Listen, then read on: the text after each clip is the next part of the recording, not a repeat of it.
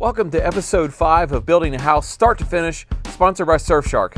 And as promised, we show you our mistakes in these videos. Here was the first major one. I forgot about the curbless shower that the homeowner wanted. She had called and changed it. So, we're all human. We all make mistakes. We forget things. I told them it's no big deal. Most guys will forget maybe their tape measure or maybe forget some lumber. But no, not our Perkins boy. He forgot to do the whole entire shower. First, we removed 3 inches of gravel so that the curbless shower could recess in below the rest of the slab. Next, we ripped up some material to make the form boards, and here's a good tip for cutting stakes. I've seen a lot of people trying to cut the point on the stake from this direction, and you can see that the guard on this saw, if you're coming in from this shallow angle, just doesn't let you do it easy. So you have to pull the guard back and the board wants to walk around. So what I always do is cut from this direction, from the square end of the board, to cut the point from both ways because it engages the guard correctly and it's a lot faster and easier.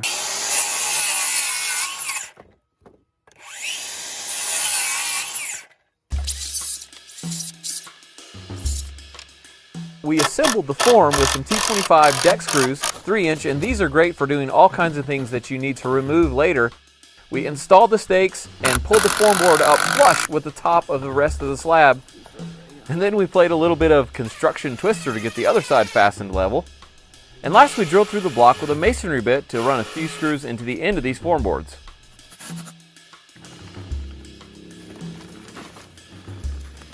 Zip tape. I'm not sponsored by zip tape in any way, but let me tell you, this stuff is good for pretty much anything. I always have a roll in my truck.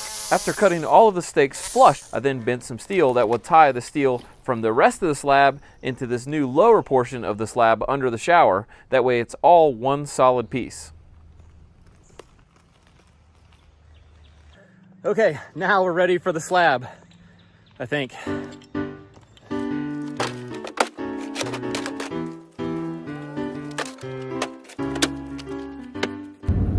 Okay, it's finally slab day. We're headed to the job. It's about 7 in the morning. Got my coffee. I just called Jamie to remind him to bring the anchor bolts. That's a big mistake if you get your concrete board.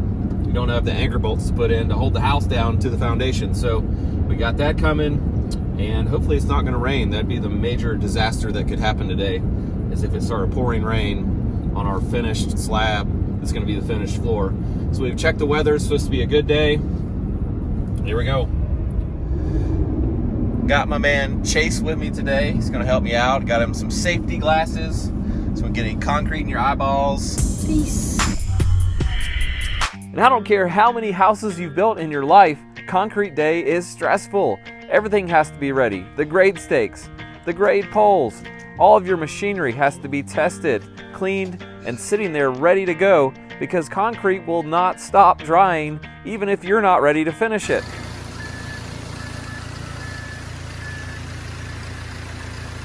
Today we used a concrete pumper to place the concrete because you can place it a lot more accurately than dumping it straight out of the truck onto the ground. This pumper is controlled by a remote control. It's awesome. And we had the best guys on the job, Terry Fisher and his crew, and Allison Concrete Pumping. And finally, it was more than just me and Florida Boy on the job. Mr. Jason, what's your advice on pouring concrete? I would say go to college.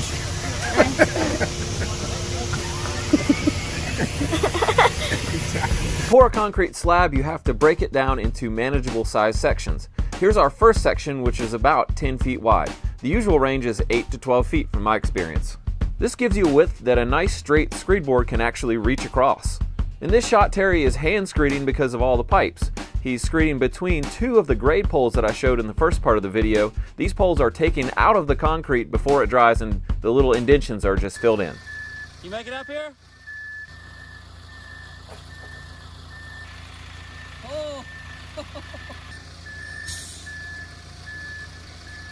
Let's take a moment to thank our sponsor for this video, Surfshark. Surfshark lets you shield your online presence by encrypting your personal information and protects you from targeted ads. Like when the one thing you just searched on your browser pops up in your Facebook feed 5 minutes later. Super creepy. You can even avoid price discrimination on plane tickets and other accommodations. Surfshark also allows you to watch blocked Netflix content from other countries, like I can watch The Hobbit in the USA. They offer a 30-day money-back guarantee and is very affordable, especially if you use the promo code in the description, which gets you 85% off plus an extra 3 months free, which is the best price on the market.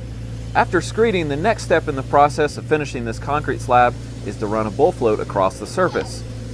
This step of the process does several things, including embedding the larger aggregate in the concrete, smoothing the surface of the concrete, and also removing high and low spots. The attack angle of the bull float head is adjustable just by twisting the pole. This allows you to float in both directions without digging in.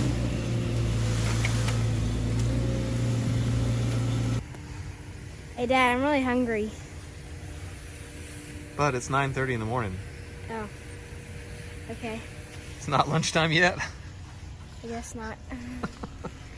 Once Terry had cleared all the pipes, he was able to use his power screed, which uses a weed eater engine to vibrate this aluminum pole and screed the concrete much more easily, and it helps embed the aggregate as well.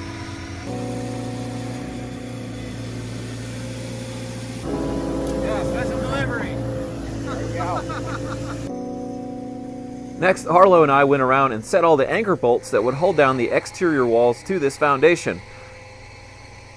These are 8-inch long by 1/2-inch galvanized bolts, and you have to remember to let them stick up about 2 inches so they'll go through an 1.5-inch plate and still have room for the nut to catch on the threads on top. We put them about 4 feet on center on this project and put one at the end of each of our plates as well. Lunchtime yet?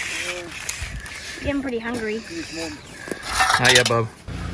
Okay, we did decide to go with the fiber reinforced concrete because they had this little teeny kind of fiber you could get in that wouldn't really mess up our stained concrete. You can see one right on the end of my finger there. They're teeny tiny, but they actually add a lot of strength, and that's in addition to the steel we put in here. Pretty cool. After we completed the main parts of the slab, we moved on to the patios, and these will get a light broom finish, as we'll show you in a second. This will help them to be a lot less slippery when wet. You know what we need to do? We need to put our handprints in. Yeah, do it. Go ahead. You're loud. Your dad said it was cool. Go ahead. I don't Actually, think I will. you put your footprint right in too. No, I'm not doing it first. Oh, you don't want to do a full body imprint? No, Yeah, come on, Superman. I prefer not to. While we were waiting for the concrete to set up enough for the power trowel, we discussed where to put the control joints in this slab. A control joint is simply a line cut into the slab to weaken it in one spot, and hopefully the concrete will crack there in a straight line. For starting your power trowel, it's a good rule of thumb to wait until your footprint sinks no more than 1/4 inch. If you get on it with the trowel too early before the bleed water is off, it could actually work the water back under the slab and cause delamination of the slab later. This is the first of several passes with this power trowel to slick this slab out. It's done at low speed with the blades at a shallow angle.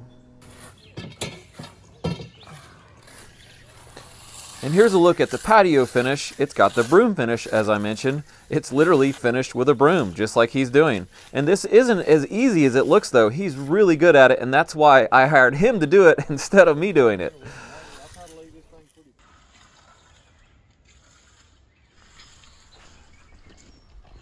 As they were finishing these patios, something caught my eye. It seems someone had run over our form board between us putting it in and pouring the concrete. It was way crooked. Luckily, we were able to use my truck and some ratchet straps to pull the form board back straight. Then we used some excess concrete to fill in the void like it never happened. As the day went by, the concrete cured and got harder. Terry was able to get out and turn the power trowel up to get a nice slick finish. He uses these water bottles with a tiny hole cut in the lid to add water where he needs, and this is really a several-hour process going back and forth between the power trowel and using a hand trowel around the edges to get everything smoothed up just right.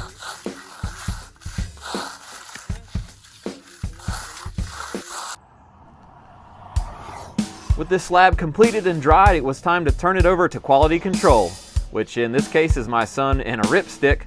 Let's see how it does. See these anchor bolts? They will bite you. Don't get near them. After a good 30-minute session, it was determined that this slab was okay. Thanks for watching our video today. Remember to subscribe, like, and click the bell so you get our future videos. And also check out the description where I give a cost breakdown of the materials for this project up to this point. See ya.